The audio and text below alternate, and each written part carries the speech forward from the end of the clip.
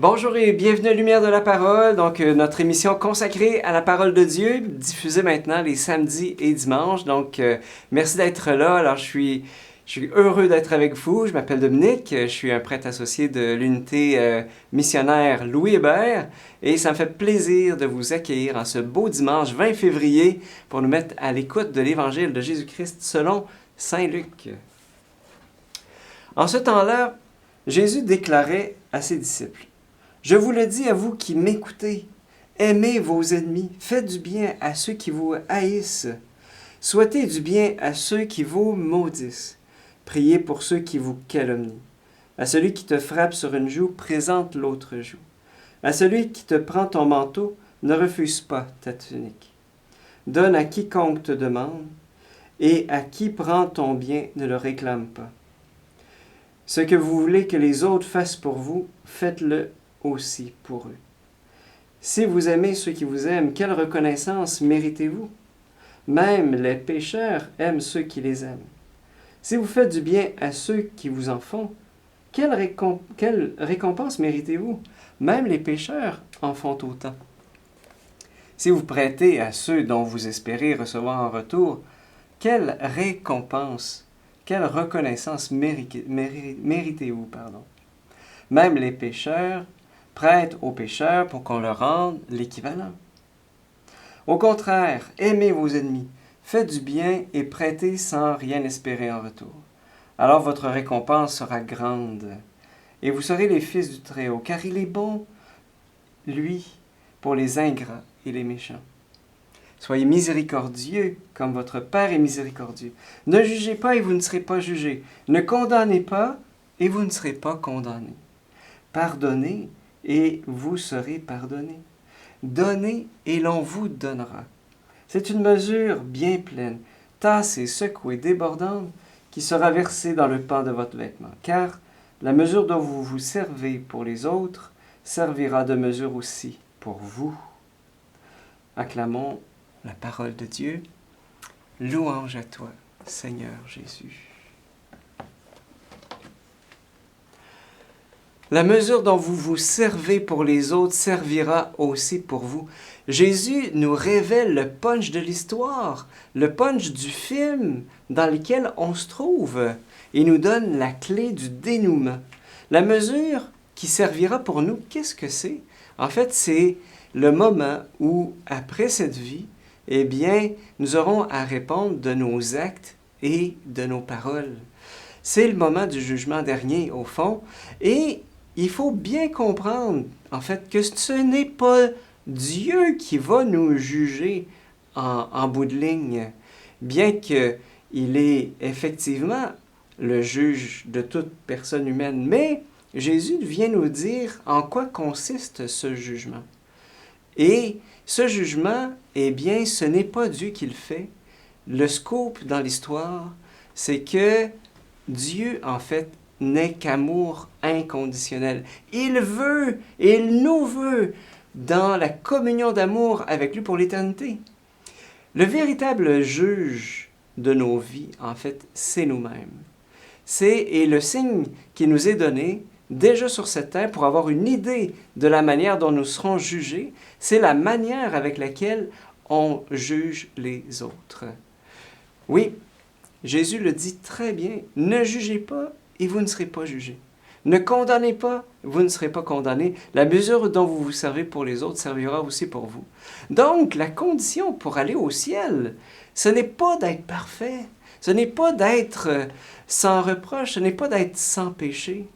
La condition, c'est d'être miséricordieux envers les autres, comme le Père est miséricordieux envers nous.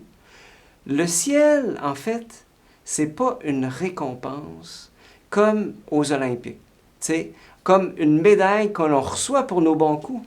Pas du tout. Le ciel, c'est pas ça. Le ciel, c'est une grâce que nous recevons malgré nos mauvais coups. Il nous a été fait grâce. Et c'est ça, un peu comme David fait grâce à Saül qui veut le tuer. Avec la lance, dans la première lecture, il aurait pu l'embrocher comme un méchoui. Mais non, et il lui montre la lance. Voilà la lance avec laquelle, ta lance avec laquelle j'aurais pu te tuer, et j'ai décidé de te faire grâce parce que Dieu t'aime. Voilà. Et donc, il nous est fait grâce. Quelque part, donc, le ciel, c'est pas une médaille olympique. C'est d'accepter d'être miséricordié par le Père pour nos péchés. Et c'est super logique parce que refuser la miséricorde revient à me dire à moi-même, « Ah, moi, j'ai pas péché. Moi, je suis pur de tout mal. Moi, j'ai rien à me reprocher, donc je n'ai pas besoin de la miséricorde. » Penser comme ça, là, c'est extrêmement dangereux. Il faut le dire, c'est extrêmement dangereux parce qu'à ce moment-là, le Christ nous sert à rien. C'est comme dire à Jésus, là, « Écoute, Seigneur, là, t'es mort sur la croix, là, t'as vécu une passion horrible, là, vraiment douloureuse. Mais Jésus, écoute, c'est de valeur, mais t'as tout fait ça pour rien. » Parce qu'en fait, j'en avais pas besoin. Tu sais, t'es mort pour rien. Si j'avais pu là, aller à Gethsémani avant que tout ça commence, tu sais, j'aurais pu te dire, écoute, laisse tomber, Seigneur, ça vaut pas la peine que tu souffres une douloureuse passion parce que mais j'ai rien à me reprocher, tu sais, j'ai pas péché, tu sais, ne te donne pas cette peine, tu sais. Cependant, cette attitude-là, eh bien, elle a un problème. Il y a un angle mort. C'est comme quand je me dis à moi-même, j'ai pas de péché, j'ai rien à me reprocher, mais que j'accuse les autres, que je suis sans pitié, sans miséricorde envers les autres, que j'ai des jugements, des condamnations envers les autres, à ce moment-là, j'ai un profond aveuglement par rapport à moi-même. J'ai beau me dire, je suis sans reproche, mais si j'accuse l'autre d'être bête, d'être hypocrite, d'être un voleur, un menteur, à chercher et sans chercher à comprendre, à le pardonner, alors à ce moment-là, je suis dans le péché, sans le savoir. Et mon cœur est blessé, je me mets à juger, à condamner, et je me crois juste de faire comme ça. Je me crois juste de critiquer tout le monde, la seule personne qui est correcte, c'est moi. Mais voilà, si je persévère dans cette direction, sans me convertir, sans chercher à me convertir, le risque, c'est que quand je vais paraître devant Dieu, qui est l'amour miséricordieux par excellence, une lumière incandescente, à ce moment-là, je vais voir toute ma vie telle qu'elle est, telle qu'elle est. Voilà, et je vais voir, au fond, mon péché sans conversion. Et je verrai alors la dureté de mon cœur envers les autres, toute la dureté et toute cette dureté que j'ai envers les autres, à ce moment-là, va se retourner contre moi-même. Dieu va m'appeler à entrer en communion d'amour éternel avec moi. Mais moi, je vais lui dire, « Ah, Seigneur, là, je peux pas. Il est trop tard. Je ne mérite pas d'être pour l'éternité avec toi. » À cause de la manière dont j'ai traité les autres. Et donc, c'est à ce moment-là que je vais me retirer de la présence de Dieu. Voilà, alors qu'il m'appelle. C'est gravissime. C'est gravissime, c'est dramatique. Et c'est là, au fond, que se joue, dans la qualité de l'amour, au fond, mon salut éternel. Je voudrais diminuer, mais c'est ça que l'Évangile nous dit. Et Jésus nous révèle déjà le punch de l'histoire. Soyez miséricordieux, comme le Père est miséricordieux. Ne jugez pas, vous ne serez pas jugés. Ne condamnez pas, vous ne serez pas condamnés. Pardonnez et vous serez pardonnés. Quand Jésus nous appelle, toi et moi, à aimer nos ennemis, alors il nous appelle à la plus grande liberté qui existe dans l'amour.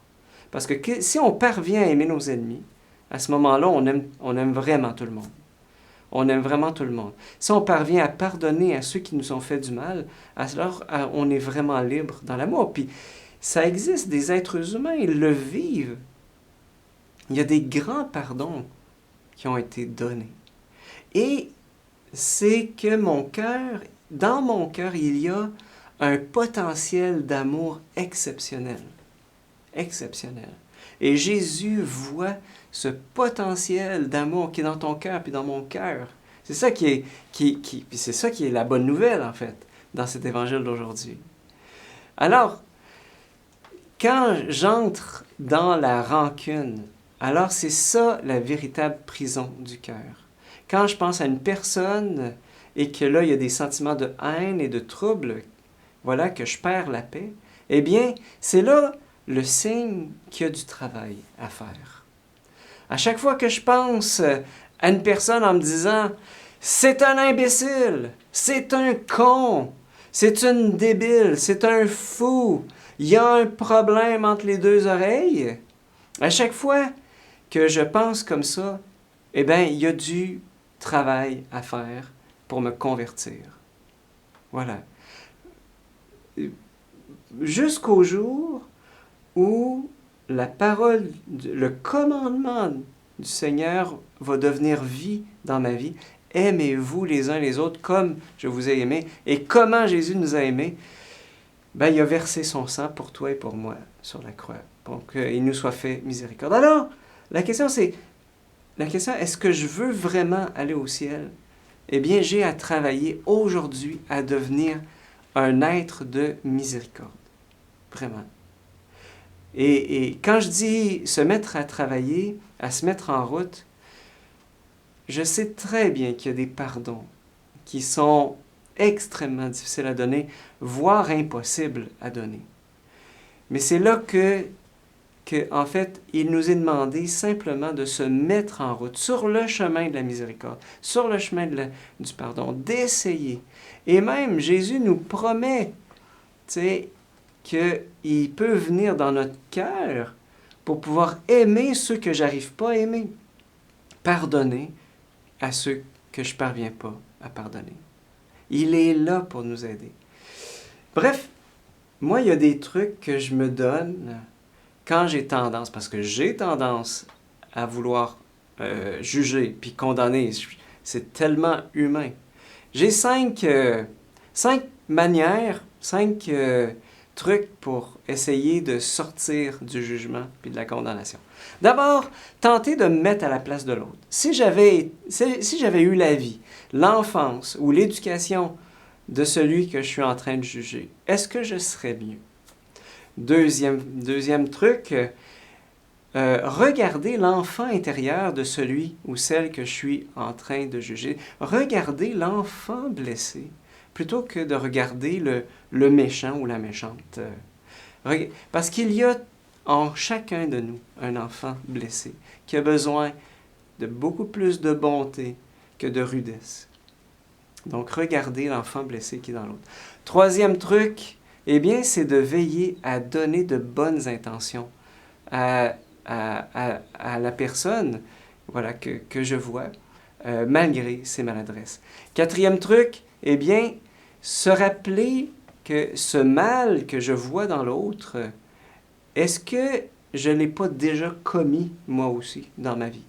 Est-ce que j'aimerais que Dieu me juge comme pour cela, comme moi je suis en train de juger la personne? Et enfin, la charité en action. Jésus nous dit des choses très claires par rapport aux ennemis, par rapport à ceux qui nous ont fait du mal. Il dit, faites du bien à ceux qui vous haïssent. Comment on traduit ça dans nos vies? Faites du bien à ceux qui vous haïssent. Prêtez sans rien espérer en retour. Y a-t-il un geste de bonté, un cadeau, une bonté voilà, que je peux faire à celui ou celle qui m'a fait du mal? C'est pas facile, hein, ces paroles-là. Je me l'ai dit à moi, hein? Mais j'y crois que c'est un chemin de vie, un chemin de bonheur.